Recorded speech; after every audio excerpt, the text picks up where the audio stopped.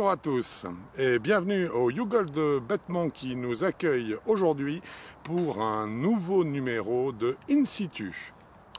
Le thème du jour, c'est très simple, c'est une approche à réaliser lorsqu'on a un bunker à franchir avant de toucher le green, avant d'atteindre le green, mais que malheureusement nous n'avons pas la possibilité de faire monter la balle pour survoler ce bunker, et donc nous allons inventer une autre solution.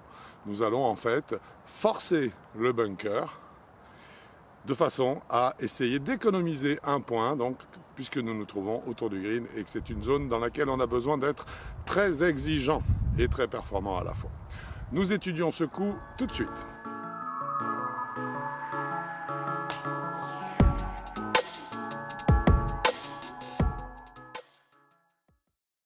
Et bien d'un coup, il fait beaucoup plus sombre. Nous y voici dans cette situation. Malheureusement, mon coup précédent m'a amené à sortir du fairway, cette fois-ci donc par la droite. Je me retrouve dans le petit rough, en bordure de rough, mais il se trouve que nous sommes là, ici, et notamment à Bêtement, dans une forêt.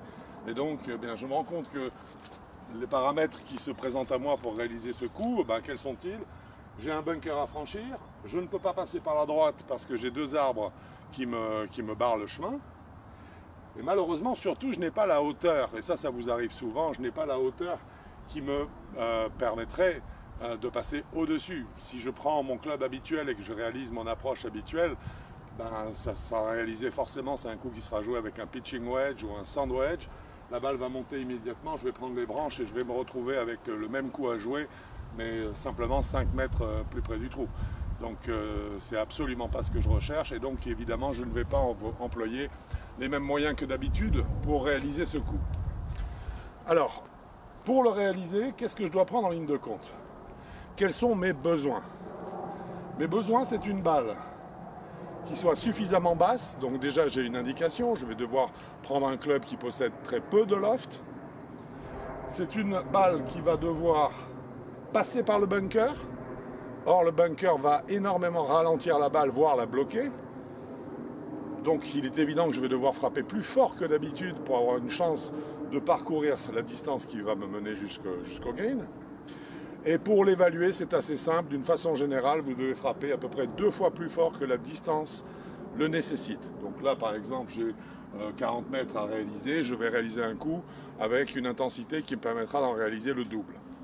Pourquoi ? Parce que cette balle va toucher le sable en premier. C'est très important, c'est définir le point de retombée. Il n'est pas question que la balle sautille avant d'arriver dans le bunker, auquel cas elle restera dans le bunker. Il faut qu'elle touche le sable du bunker. Et par contre, il faut que cette balle ait peu de backspin. Pourquoi ? Parce que l'effet rétro, le backspin que cette balle va avoir, est un effet qui, au contact du sable, va amortir la balle et avoir tendance à la faire rentrer au contraire. Je dirais dans la butte du bunker, plutôt que d'y rouler gentiment et de profiter de son air pour pouvoir passer au-dessus du bunker, non pas passer au-dessus, mais rouler par la lèvre du bunker pour passer au-dessus.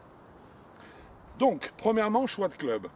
Au lieu du wedge qui aurait correspondu à la distance que j'ai à parcourir, je vais cette fois-ci prendre un fer 4. Alors vous pouvez imaginer qu'un fer 6 aurait suffi, pas du tout. Le fer 6 aura trop de loft, il va imprimer trop de backspin à la balle. Donc je vais prendre un fer qui me minimise la quantité de loft. Le fer 4 va être un fer parfait pour ça. Deuxièmement, je vais chercher dans mon placement de tête de club. Le fer 4 serait naturellement comme ceci. Je vais chercher au contraire à légèrement fermer le club pour être certain que sa face se rapproche le plus possible de la verticale. La face se rapproche le plus possible de la verticale, de façon à ce que la balle soit la plus tendue possible. Et surtout maintenant, je vais minimiser la quantité de backspin de cette balle. Pour ça, très simple, je vais éviter d'utiliser mes poignets pour créer un armement rapide du club.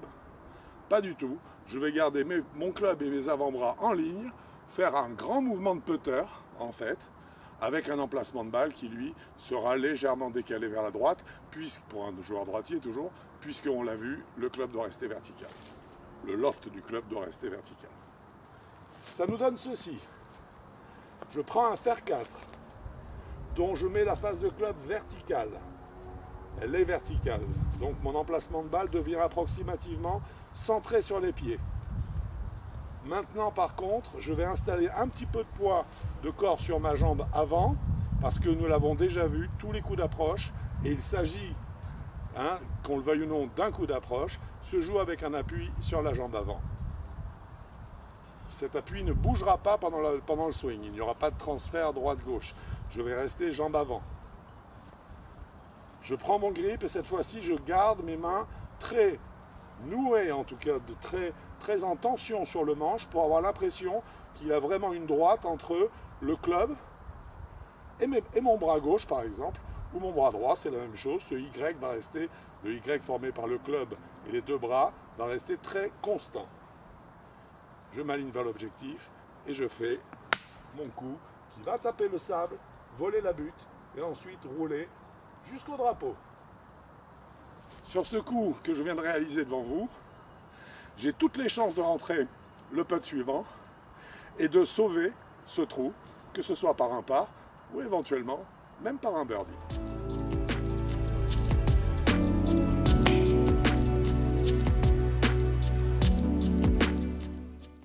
Pour résumer, afin donc de forcer un bunker sur un coup d'approche, parce que nous sommes dans l'impossibilité de lever la balle, nous allons retenir un certain nombre de points. Premièrement, nous allons utiliser un fer fermé de type fer 4, que nous allons reporter légèrement vers le centre des pieds pour que la face de club soit la plus verticale possible. Nous allons ensuite définir un point de retombée dans le sable du bunker, et non pas sur le terrain, l'avant-green qui se trouve avant le bunker ou après le bunker, bien sûr. Ensuite, nous allons garder les poignets figés pendant la totalité du swing afin de faire un geste qui s'approche le plus possible d'un coup de putter, en fait, réalisé avec un fer 4. Également, nous allons donc décider de taper 2 fois plus fort que la distance recherchée afin de compenser le ralentissement qui ne manquera pas de se produire lorsque la balle touchera le sable. Voilà, vous savez dorénavant comment c'est forcer un bunker en approche. J'espère que cette vidéo vous a plu. Je vous dis à bientôt sur avigolf.com bien sûr, et d'ici là, bon golf à vous!